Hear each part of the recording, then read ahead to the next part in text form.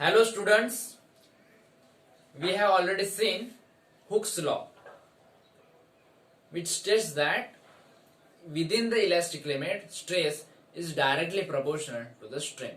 आपण हुकचा लॉ बघितलेला आहे जी जो सांगतोय की स्ट्रेन आणि स्ट्रेस हे काय आहेत डायरेक्टली प्रोपोर्शनल आहेत विदिन इलास्टिक लिमिट. म्हणजेच त्यांचा जो रेशो असणार आहे स्ट्रेस अपॉन स्ट्रेन हा एक कॉन्स्टंट असणार आहे विदिन इलास्टिक लिमिट.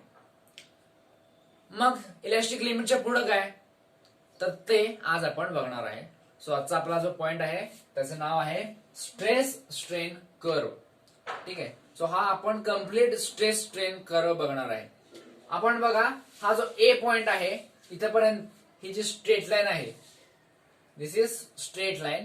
सो इथपर्यंत आपण स्टडी केलेला आहे दिस इज विदिन इलास्टिक लिमिट. हा जो बी पॉइंट दिसतोय ह्याला आपण यील्ड पॉइंट म्हणतो.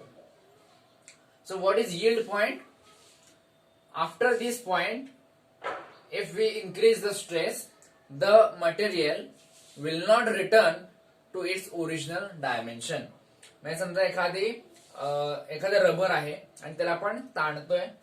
सो विदिन ए च्या आत जर असेल तर तो ओरिजिनल लेन्सला परत येईल. पण समजा आपण त्यापेक्षा जास्त स्ट्रेन दिला, जास्त ताकद लावली, जास्त फोर्स दिला तर काय होईल बघा हा बी पॉइंटच्या किंवा ए पॉइंटच्या पुढे जाईल आणि एकदा तो बी पॉइंटच्या पुढे गेला तर तो ओरिजिनल लेन्थला परत येणार आहे. तो परत येईल पण त्याची लेंथ थोडीशी वाढलेली असेल. हे आपण बघितलेलं आहे. किंवा स्प्रिंग घ्या, स्प्रिंगला ताणलं काही ठराविक अंतरापर्यंत जर ताणलं तर ती परत येते ओरिजिनल पोझिशनला.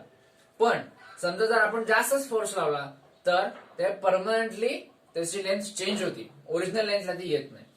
सो त्यामुळं हा जो बी पासून ते हा जो डी पर्यंतचा जो पार्ट आहे त्याला आपण म्हणणार आहोत plastic deformation part. Plastic deformation.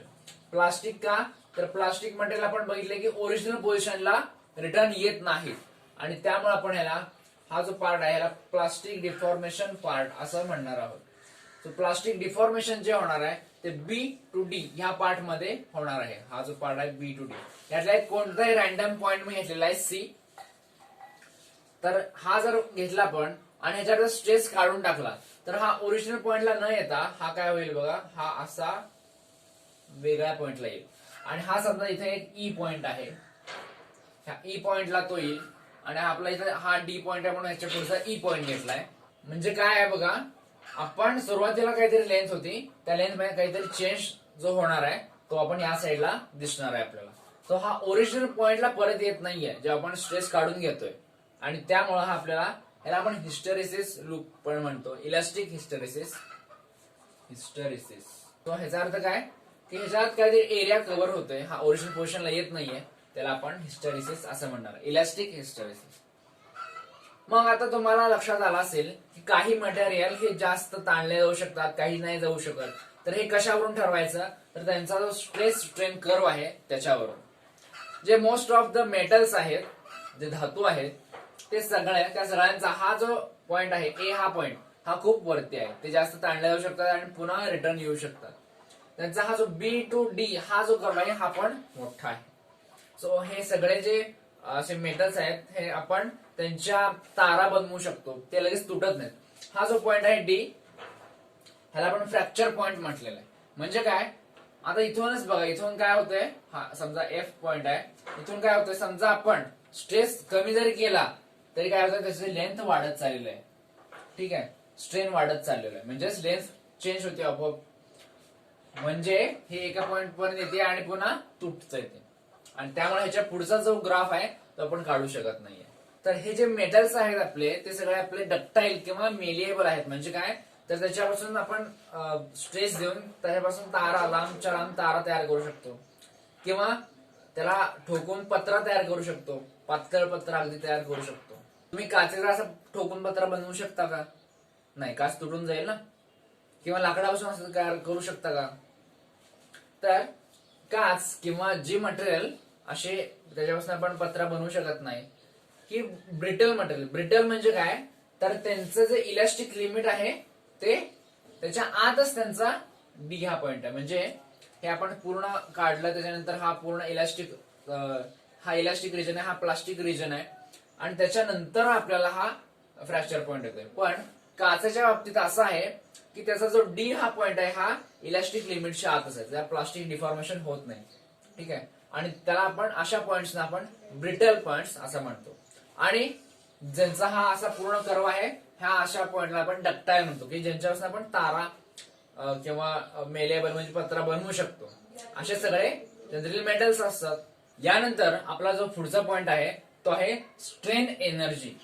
तर ही स्ट्रेन एनर्जी म्हणजे काय? It is a potential energy जी त्या स्प्रिंग मध्ये किंवा त्या रबर मध्ये किंवा कोणत्याही मटेरियल मध्ये जे आपण स्ट्रेस देणार आहे त्यात स्टोअर होणार आहे अशी पोटेन्शियल एनर्जी आहे, त्याला आपण स्ट्रेन एनर्जी असं म्हणणार आहे.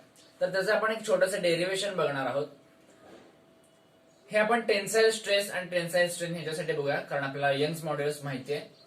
सो त्यावरून बघा, आपल्याला यंग्स मॉड्युलस माहिती आहे, stress upon strain. Stress upon strain. तर आपला जो स्ट्रेस असतो तो काय असतो बघा, फोर्स अपॉन एरिया असतो. हे आपण ऑलरेडी शिकलेलो आहे, फोर्स अपॉन एरिया. आणि स्ट्रेन असतो change in length per unit original length, small L upon capital L. So आपण ह्याला जर रिअरेंज केलं तर ह्याचे आन्सर काय येईल बघा, F capital L upon capital A into small L. So this is Young's modulus. So आता ह्याच्यावरून बघा फोर्सचे डेफिनेशन काय होईल, ह्या इक्वेशन वरून y equal to F L upon A L, ह्याच्यावरून फोर्सची डेफिनेशन होईल F equal to capital Y म्हणजे Young's modulus into A area small L म्हणजे change in length per unit divided by capital L म्हणजे original length. So हा आपल्याला force साठी एक इक्वेशन मिळालं, ह्याला इक्वेशन नंबर 1 असं आपण म्हणूया.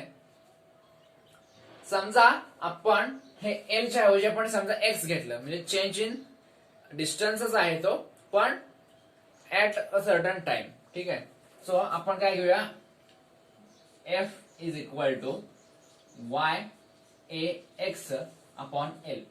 एक्स का घेतलंय, कारण आपण चेंज करत चाललोय. एक्स इज अ व्हेरिएबल, तो चेंज होतोय. एल ही आपली फिक्स व्हॅल्यू झाली, पण एक्स हा काय आहे, व्हेरिएबल आहे, तो चेंज होणार आहे. मग आपलं जे वर्क डन असतं किंवा पोटेन्शियल एनर्जी जी असते ती काय असते बघा, integration of F into dx. Dx म्हणजे काय, it is very small change. हा एक्स आहे, हा व्हेरिएबल आहे, आणि त्याचं इंटिग्रेशन घेण्यासाठी आपल्याला डीएक्स हे लिहावं लागतं. So W is equal to integration of F into dx. So F ची व्हॅल्यू आपण जर पुट केली तर हा येईल Y A X into dx divided by capital L. So this is the integration is nothing but the work done due to the tensile stress. Now if we integrate, we will get the integration of x is x square by 2 and all other quantities are constant. So we can take them outside of the integration. So the answer of this is ya divided by L into x square. So if the change is from 0 to L म्हणजे काय होतंय बघा, x हा change होतोय, कुठपर्यंत होतोय तर L पर्यंत होतोय. L हे फायनल चेंज इन लेंथ असणार आहे, 0 पासून स्टार्ट होणार आहे.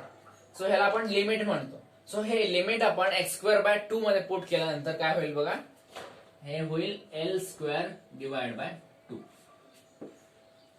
Okay, so this is your work done. And work done is nothing but the energy. Work done आणि energy हे दोघांचं युनिट काय बघा, जूल आहे, आणि डायमेन्शन सेम आहे. सो आपण work done is nothing but energy we can treat.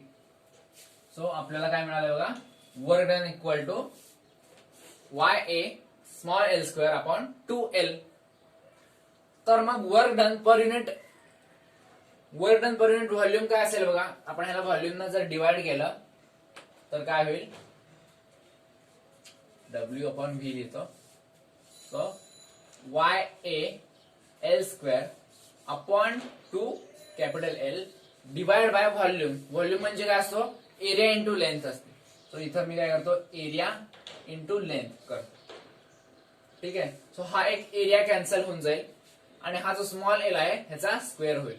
So this is nothing but y by 2 small L square upon capital L square. This is your strain energy per unit volume. तर आता हा काय बघा, L upon capital काय असतो आपला, strain असतो. So we can write this as half Y into strain square. बरोबर, half y into strain square, because L by capital L is strain and दोघांचा स्क्वेअर आहे, सो स्ट्रेन स्क्वेअर. समजा तुम्हाला हीच क्वांटिटी स्ट्रेसच्या फॉर्म मध्ये लिहायची असेल तर कसं लिहिता येईल बघा. y म्हणजे काय असतो, स्ट्रेस अपॉन स्ट्रेन असतो. This is equal to 1 upon stress upon strain into strain square. So खालचा एक स्ट्रेन आणि स्क्वेअर मधला वरचा एक स्ट्रेन कॅन्सल होईल, स्क्वेअर कॅन्सल झाला आणि तो स्ट्रेन कॅन्सल झाला. So this is nothing but half into stress into strain. ठीक आहे, म्हणजे आपल्याला हा जो स्ट्रेन एनर्जी पर युनिट व्हॉल्यूमचा हा एक फॉर्म्युला मिळालेला आहे, half Young's modulus into strain square. तसाच अजून एक फॉर्म्युला मिळालेला आहे, हाफ स्ट्रेस इंटू स्ट्रेन. ठीक आहे, दिस इज स्ट्रेन एनर्जी. तसाच ह्याच्यावरून अजून एक फॉर्म्युला मिळेल ज्यात स्ट्रेन नसणार आहे. बरोबर आहे, y म्हणजे काय आहे बघा, स्ट्रेस अपॉन स्ट्रेन आहे. मग स्ट्रेनची जर व्हॅल्यू काढायची असेल तर ती काय असेल, stress divide by Young's modulus. बरोबर, सो आपण स्ट्रेनची जर व्हॅल्यू पुट केली आहे तर this is equal to half stress into stress upon Young's modulus. ठीक आहे, सो स्ट्रेनच्या जागी मी काय पुट केलं, stress upon y. So stress upon y is strain. मग हा स्ट्रेस आणि हा स्ट्रेस काय होईल, स्ट्रेसचा स्क्वेअर होईल. So this is nothing but half stress square divide by Young's modulus. So हे तीन फॉर्म्युले तुम्हाला तिन्हीपैकी एकावरती तुम्हाला प्रॉब्लेम येऊ शकतो. ठीक आहे, सो तिन्ही पाठ करा.